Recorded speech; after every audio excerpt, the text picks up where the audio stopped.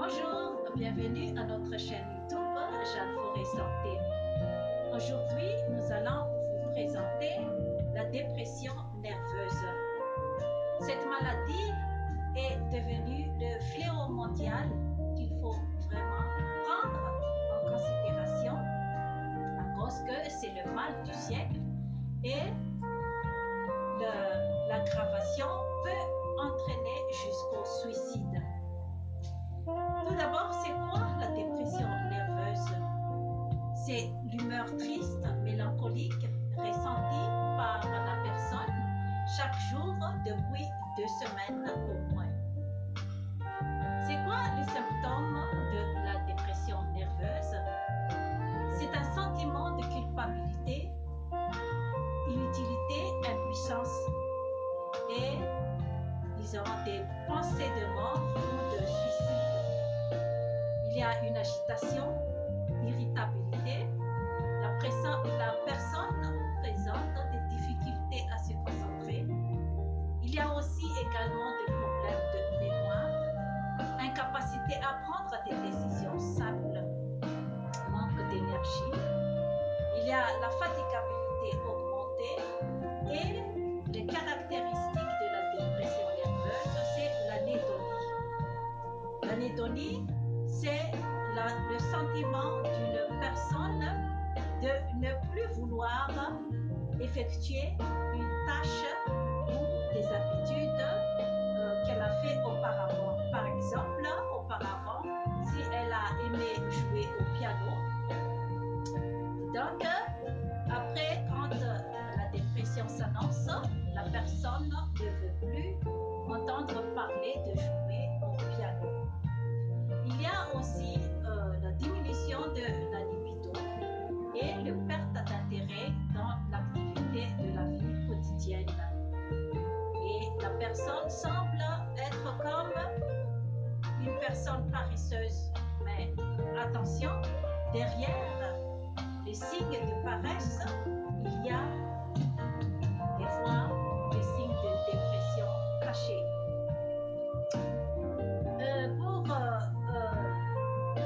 Le sommeil, la personne est devenue insomniaque et pessimiste et il y a également une perte d'appétit. Les causes, ça peut être biologique et psychosocial. La cause biologique, c'est la carence en sérotonine. C'est le neurotransmetteur disponible de maintenir l'humeur. Il y a également la cause qui peut être génétique ou héréditaire. La cause psychosociale, c'est la manière de penser d'une personne. Par exemple, une personne toujours négative peut voir une dépression nerveuse. Une tâche qui dépasse la capacité d'une personne, incapacité à gérer le stress, une personne qui n'a pas appris à faire face à une situation stressante. Il y a aussi le harcèlement au travail et le stress majeur comme les accidents, le divorce, la perte d'un enfant, d'un être cher. La complication peut entraîner le suicide. Par exemple, aux États-Unis, 3,4% des individus dépressifs se suicident et 60% des suicides viennent de la dépression. Il y a aussi l'exclusion par la société. Attention, la dépression peut exister chez les enfants et les adolescents. C'est pour cette raison que les parents doivent surveiller de près l'humeur de leurs enfants. Car les enfants qui semblent toujours tristes, qui semblent toujours paresseux, il faut voir de près qu'est-ce que cache ce genre d'attitude. Et il ne faut jamais négliger quelqu'un qui veut se suicider. Il ne faut jamais négliger, il faut toujours prendre en considération ce genre de mots lancés, car la personne peut aller un jour ou l'autre à l'acte. Dans toutes les ethnies aussi, même si dans les autres ethnies, la dépression nerveuse n'est pas toujours bien comprise, n'est pas toujours bien perçue. Il faut faire attention. Ça peut être aussi être caché par l'abus de l'alcool et la drogue. Peut-être aussi consécutive à la maladie comme le diabète, le problème digestif comme la colopathie fonctionnelle, la constipation, l'intolérance au gluten ou le tumeur du cerveau. Donc, dans ce cas-là, il faut se pencher un peu plus par le traitement de la cause.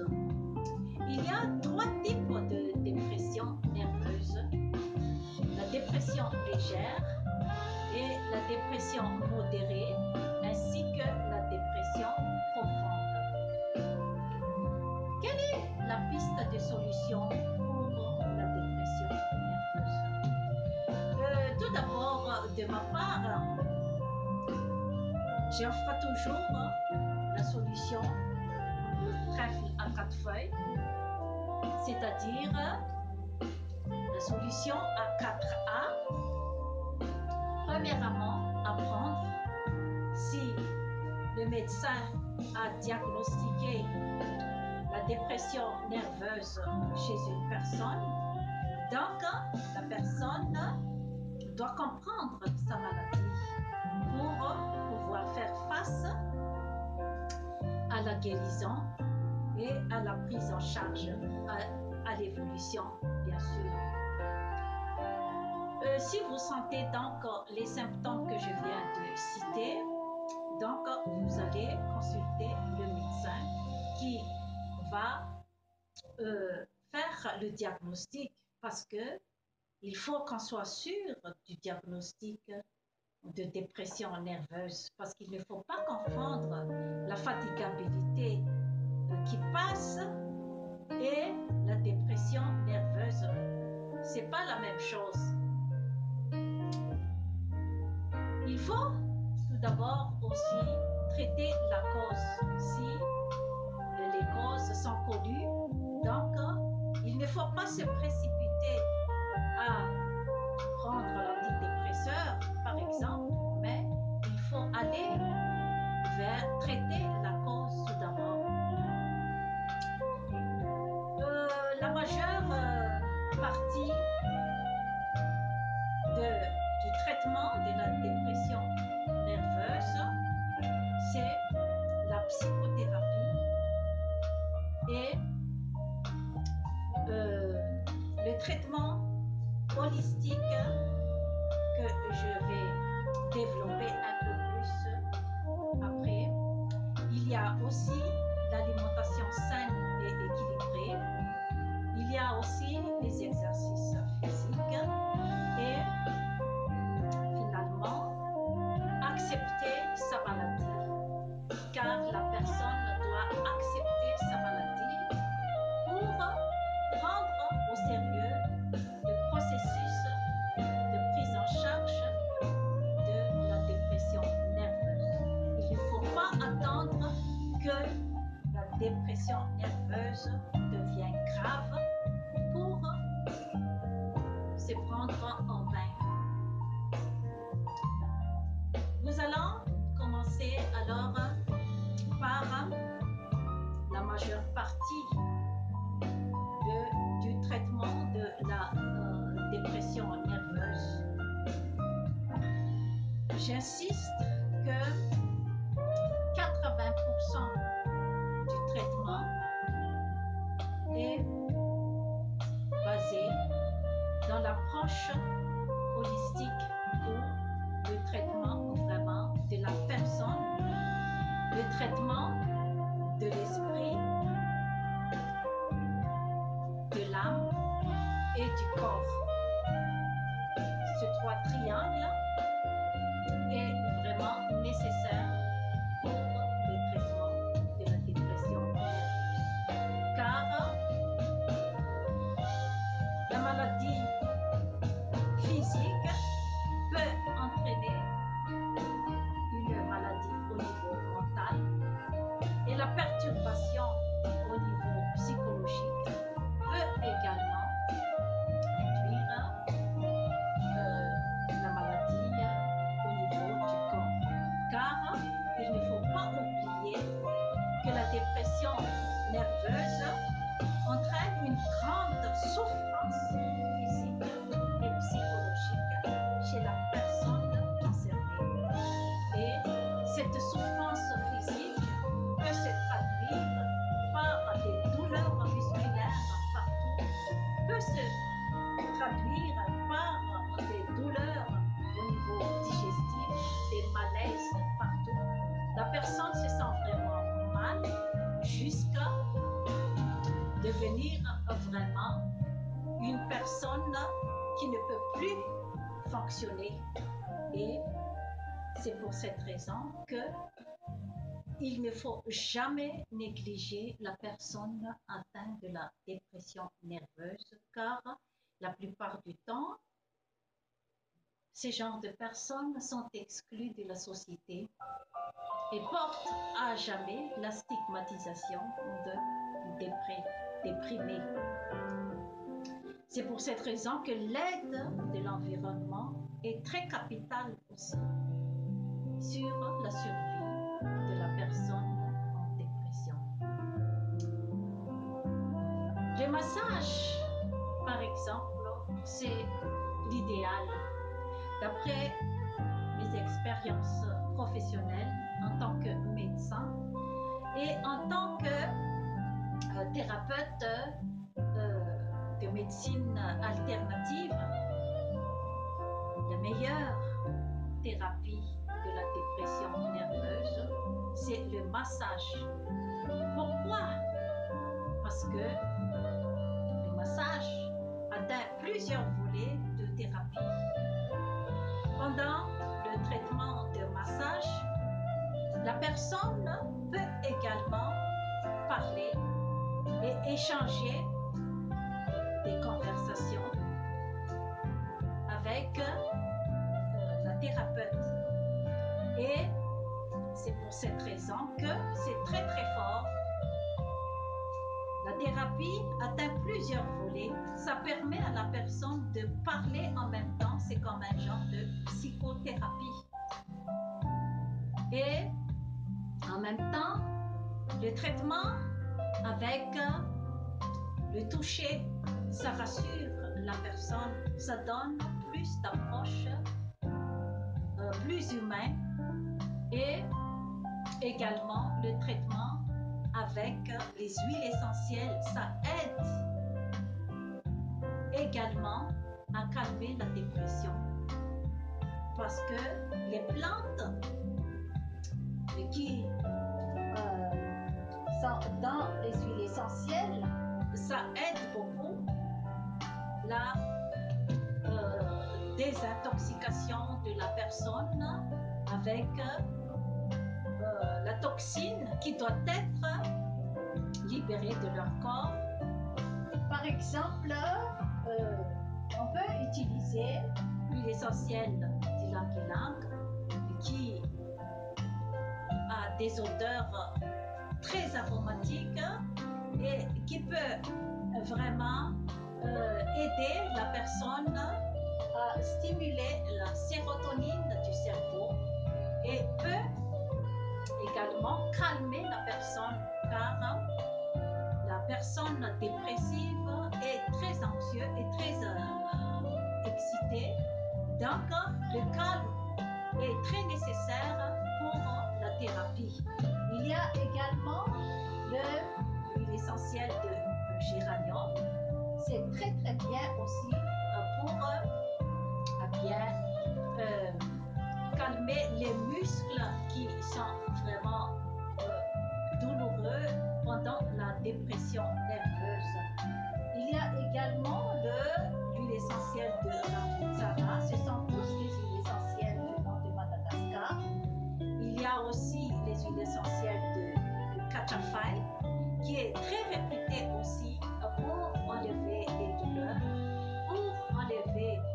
d'anxiété et pour relaxer la personne. Il y a également le citronnelle qui a des propriétés très apaisantes pour la personne dépressive. Il y a également les huiles essentielles de lavande qui peut vraiment calmer et relaxer la personne dépressive. Il y a également l'aromathérapie qui consiste à inhaler les huiles essentielles. Il y a également la thérapie par les fleurs, les élixirs floraux qu'on peut trouver dans les magasins de produits naturels. Il y a aussi le fait de décorer la maison par des fleurs, les odeurs de fleurs, ça aide également les personnes dépressives. Il y a les essences des huiles essentielles, par exemple les essences d'encens qu'on peut brûler avec les allumettes et ça dégage des senteurs vraiment qui peut émerveiller la personne et peut relaxer. Il y a également la musicothérapie, c'est-à-dire la thérapie par la musique. Ça éveille les sens, ça calme et puis ça stimule la production de la sérotonine du cerveau. Il y a également la phytothérapie, par exemple le millepertuis, c'est très réputé pour le traitement de la dépression nerveuse. Il y a également la réflexologie qui peut vraiment aider la réflexologie des plantes des mains et des plantes des pieds. Et par exemple, vous prenez un genre de bulle que vous allez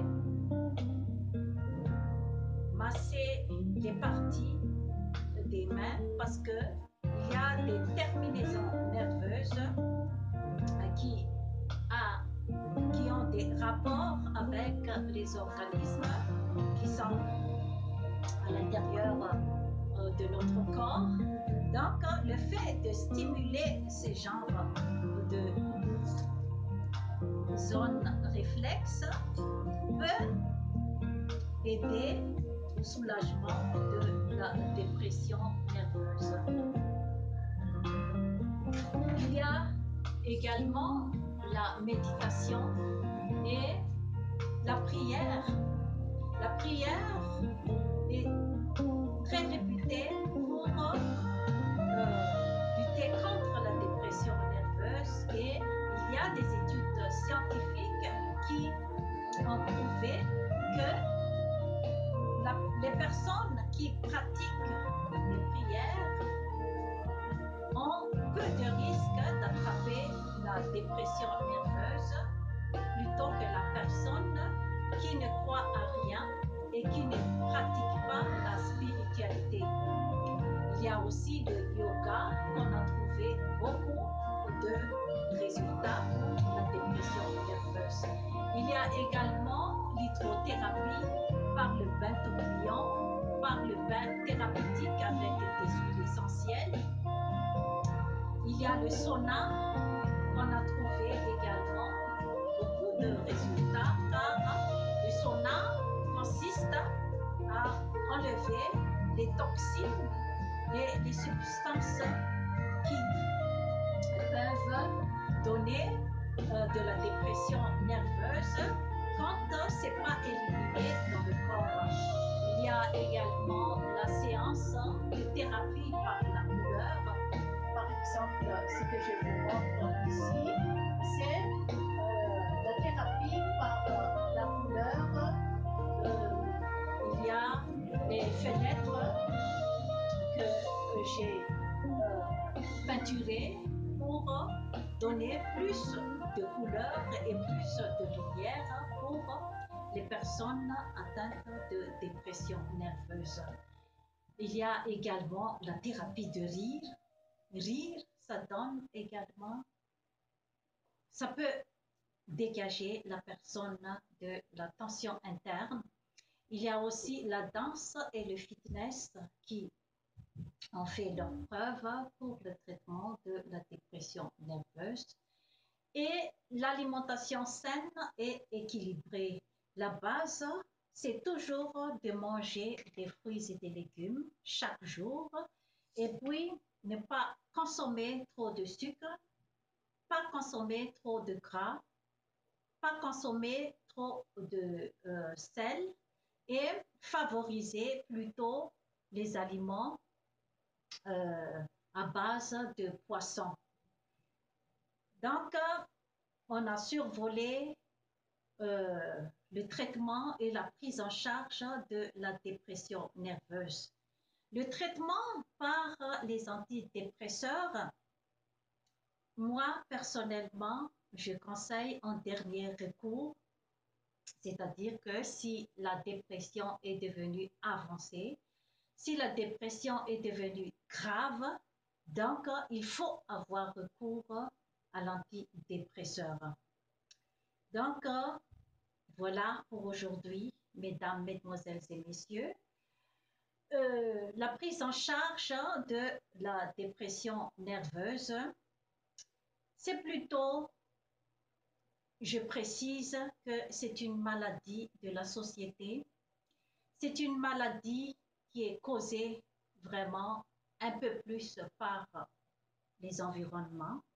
Donc, il faut aider la personne dépressive car si on stigmatise ce genre de maladie, si on exclut, on ne comprend pas la personne dépressive, la personne va aller dans son coin et qu'est-ce qui va arriver? Elle va finir par se suicider. Sur ce, je vous remercie de votre attention et je vous retrouve à la prochaine. Bye bye.